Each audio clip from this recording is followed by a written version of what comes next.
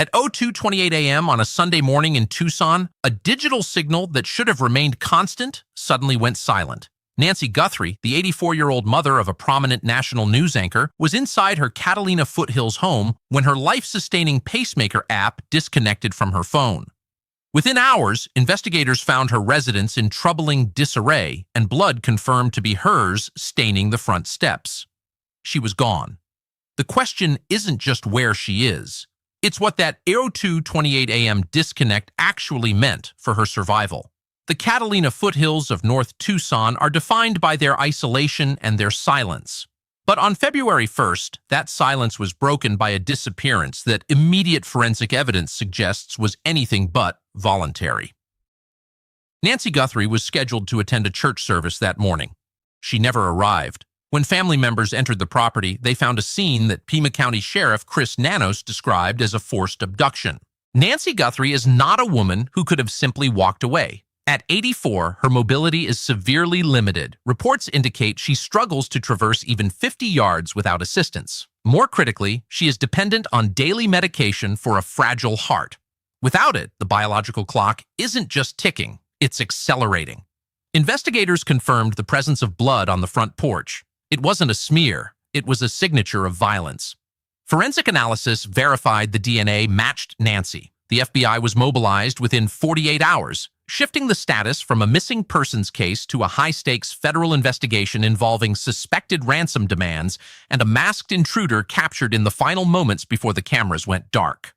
But as the search intensifies, a disturbing pattern is emerging in the digital evidence. Investigative units have reconstructed a timeline that is as precise as it is chilling. It begins at 01:47 a.m.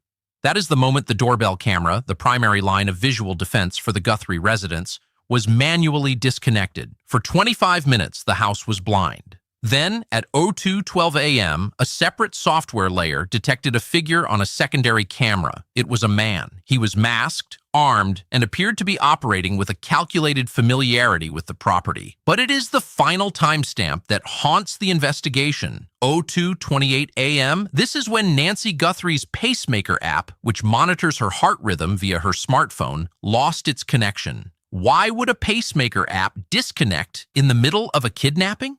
There are only three forensic possibilities. 1, the phone was physically moved out of the Bluetooth range of the pacemaker. 2, the phone was destroyed or powered down. 3, the heart, the device was monitoring, ceased to provide a signal. While the Pima County Sheriff's Department has been careful to label this a search for a living victim, the moral friction of the case lies in these 21 minutes between the intruder's arrival and the digital blackout. Investigators have recovered images of a suspect, but his appearance raises more questions than it answers. He wore a mask and leather gloves. He carried a 25-liter Ozark Trail hiker pack. And in a detail that suggests a bizarre lack of preparation, he was seen interacting with plants in the front yard, seemingly using them as a makeshift screen for his movements. This contradiction, a man who knows how to disable a security system but stops to adjust foliage, suggests a perpetrator who is either highly erratic or acting under a specific, peculiar set of instructions. As forensic teams processed the exterior of the house, they realized the intruder hadn't just covered the doorbell camera to hide his face. They discovered something that shifted the entire profile of the crime. The camera itself was missing. It hadn't been painted over or obstructed. It had been physically ripped from the mounting, and that's when investigators noticed the one place where the blood wasn't found. The distribution of blood at the Guthrie residence provides a clinical map of the struggle. It was found on the front steps, yet court filings indicate that no blood was recovered from inside the home. This suggests the primary point of physical trauma occurred at the threshold, the moment Nancy Guthrie was moved from the safety of her interior into the night. The FBI's analysis of the remaining surveillance footage has produced a specific profile. The suspect is described as a male, approximately 5 feet 9 inches to 5 feet 10 inches tall, with an average build. His equipment was specific, a black 25-liter Ozark Trail hiker backpack. This is a common item available at major retailers, but its presence suggests the intruder expected to carry something out of that house, or was prepared to stay for an extended period. A forensic artist with over 4 decades of experience has attempted to peer beneath the mask. By analyzing the philtrum, the distance between the nose and the upper lip, and the visible contours of the eyes, a sketch has been produced. It shows a man with dark hair and a goatee. However, investigative experts warn that this sketch should be viewed as a guide, not a certainty.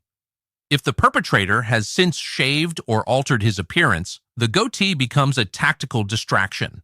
There is also the matter of the leather gloves. In the footage, the suspect is seen wearing them while holding a firearm. These gloves aren't just for warmth in the Arizona night. They are for the elimination of fingerprints. Yet, the perpetrator left behind a series of ransom notes. Some were sent to local media outlets in Tucson. Others reached national desks. These notes are currently undergoing linguistic analysis. Investigators believe there may be multiple authors involved, which points to a terrifying possibility. Nancy Guthrie wasn't taken by a lone wolf. She may be the center of an organized cell. But among these notes, a secondary predator emerged, an imposter attempting to profit from the family's desperation by demanding millions in Bitcoin. While that individual has been arrested, the original ransom demands remain unverified and shrouded in digital anonymity. The investigation seemed to be pivoting entirely toward the masked man on the porch, until the lab results from the interior of the house came back. Forensic technicians discovered DNA inside the residence that did not match Nancy Guthrie.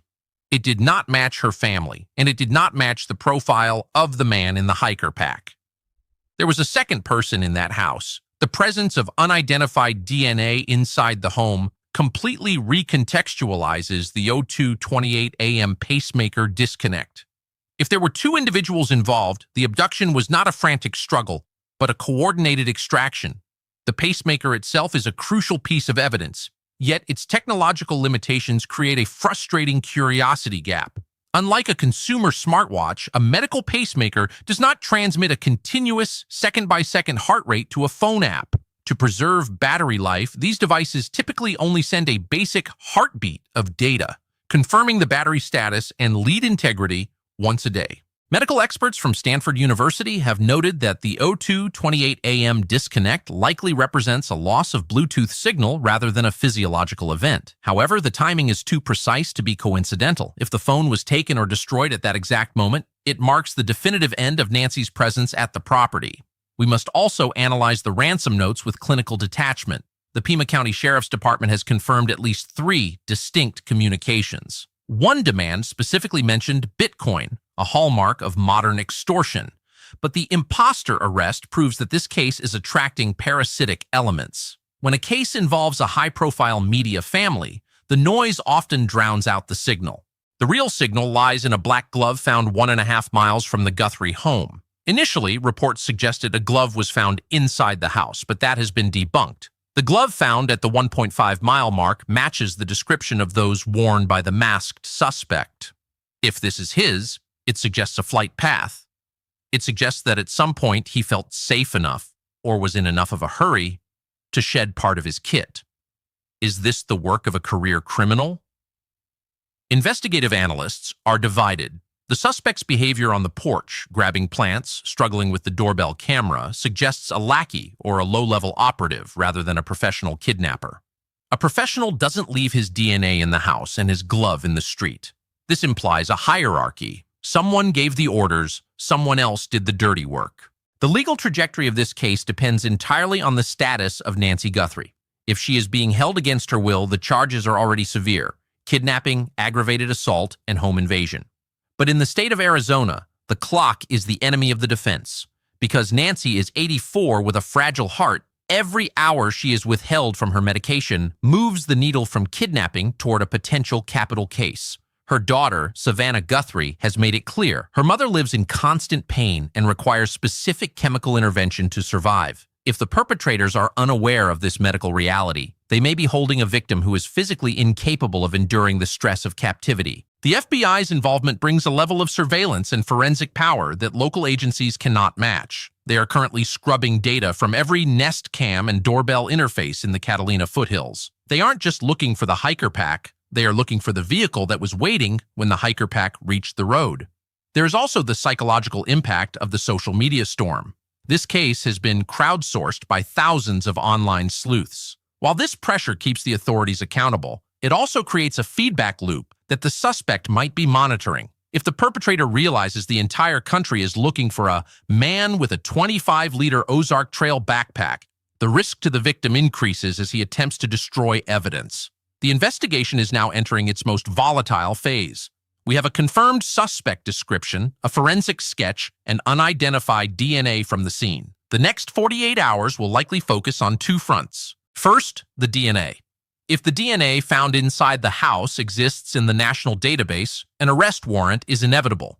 If it does not, investigators will have to turn to genetic genealogy, the same process used to crack the Golden State Killer and Idaho student cases. This takes time, but it is nearly impossible to hide from. Second, the digital trail of the ransom notes. While the Bitcoin demands were linked to an imposter, the original notes containing specific details about Nancy's home suggest the author has intimate knowledge of the property. This wasn't a random house on a random street. This was a target. Nancy Guthrie remains missing. The Pima County Sheriff's Department and the FBI are pleading for any information regarding the Ozark Trail backpack or individuals matching the sketch in the Tucson area. As we look ahead, the critical date is February 20th. This marks a procedural window for several evidentiary filings, but for Nancy Guthrie, the only timeline that matters is the one involving her medication. The digital silence from her pacemaker began at 02:28 a.m. on February 1st. Since then, the only thing that has grown is the complexity of the search. We are watching the foothills. We are waiting for the DNA to speak. The story continues, and the window for a safe return is narrowing with every passing hour. We will see what the next forensic update reveals.